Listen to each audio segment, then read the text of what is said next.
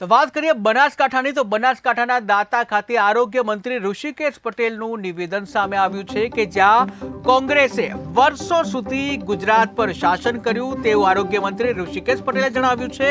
ત્યારે હવે કોંગ્રેસ માફી માંગી રહી છે। કોંગ્રેસે શાસન દરમિયાન અનેક ભૂલો કરી છે। જ્યાં દાતાની પાંસાની શિક્ષિકા મામલે પણ નિવેદન આપ્યું છે ત્યારે શિક્ષિકા બાબતે તપાસ કરી કાર્યવાહી કરવામાં આવશે તેવું નિવેદન આરોગ્ય મંત્રી ઋષિકેશ પટેલે આપ્યું છે। ત્યારે આવો જોઈએ ઋષિકેશ પટેલ શું કહી રહ્યા છે।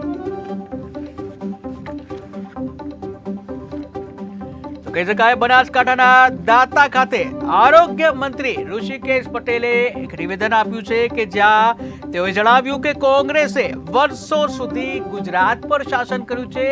આ સાથે જ હવે કોંગ્રેસ માફી માંગી રહી છે તેવું નિવેદન જે છે આરોગ્ય મંત્રી ઋષિકેશ પટેલે આપ્યું છે। આ સાથે જ કોંગ્રેસે શાસન દરમિયાન અનેક ભૂલો પણ કરી છે તેવું પણ નિવેદન તેઓએ આપ્યું છે। જ્યાં દાતાની પાંસાની જે શિક્ષિકા મામલે પણ આરોગ્ય મંત્રી ઋષિકેશ પટેલે નિવેદન આપ્યું હતું કે જ્યાં તેઓએ જણાવ્યું કે શિક્ષિકા બાબતે તપાસ કરી કાર્યવાહી કરવામાં આવશે કે જ્યાં વિશ્વ આદિવાસી દિવસ અંતર્ગત કાર્યક્રમનું આયોજન કરવામાં આવ્યું હતું અને જે કાર્યક્રમ અંતર્ગત જે કહી શકાય આરોગ્ય મંત્રી ઋષિકેશ પટેલ પણ કાર્યક્રમમાં હાજર હતા।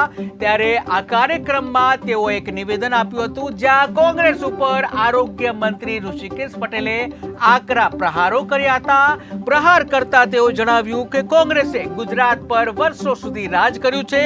આ સાથે જ કોંગ્રેસ હવે માફી માંગી રહી છે અને કોંગ્રેસે શાસન દરમિયાન અનેક ભૂલો પણ કરી છે અને જ્યાં કહી શકાય કે દાતાની પાંસાની જે શિક્ષિકા છે આ શિક્ષિકા મામલે પણ તેઓએ નિવેદન આપ્યું છે। તેઓએ કહ્યું કે શિક્ષિકા બાબતે તપાસ કરવામાં આવશે અને ત્યારબાદ કાર્યવાહી કરવામાં આવશે। આદિવાસી દિવસ નિમિત્તે ભારત અને એમાં પણ ખાસ કરી ગુજરાતમાં આદરણીય પ્રધાનમંત્રી મોદી સાહેબે જ્યારથી વહીવટ અને લોકોની સેવા સ્વીકારી તે જ દિવસથી મહિલાઓ, બાળકો અને આદિવાસીઓ માટે અલગ પ્રકારની વ્યવસ્થા વનબંધુ કલ્યાણ યોજના આદિવાસી વિસ્તારોમાં એની જરૂરિયાત પ્રમાણે એનો ભૌગોલિક જે પરિપ્રેક્ષની અંદર સામાજિક પરિપ્રેક્ષની અંદર એના વિકાસ માટે એના શિક્ષણ, આરોગ્ય, ઇન્ફ્રાસ્ટ્રક્ચર સહિતની વ્યવસ્થાઓ એમના સુધી પહોંચે એના માટેનો જે ભગીરથ પ્રયાસ કરી અને બજેટમાં પણ એના માટેની અલગ વ્યવસ્થા કરી આજ સુધી ચાલુ છે। 2024-25ના બજેટમાં પણ આશરે 22,000 કરોડ કરતાં પણ વધારે રકમના કામો ઉમરગામ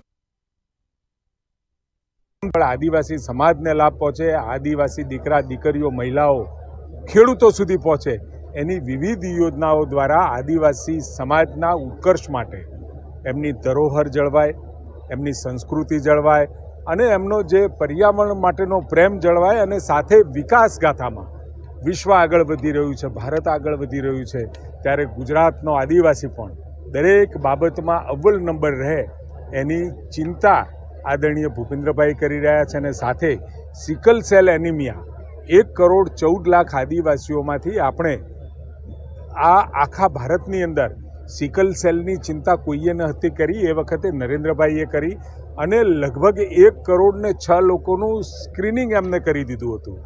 આજે સમગ્ર ભારતમાં એ યોજના લાગુ પડી છે અને ભારતમાં જે યોજનાઓ અત્યારે લાગુ પડે છે આપણને કહેતા આનંદ થાય છે કે ગુજરાત એ બાબતમાં મોદી સાહેબના શાસનના કારણે એ અવ્વલ રહ્યું।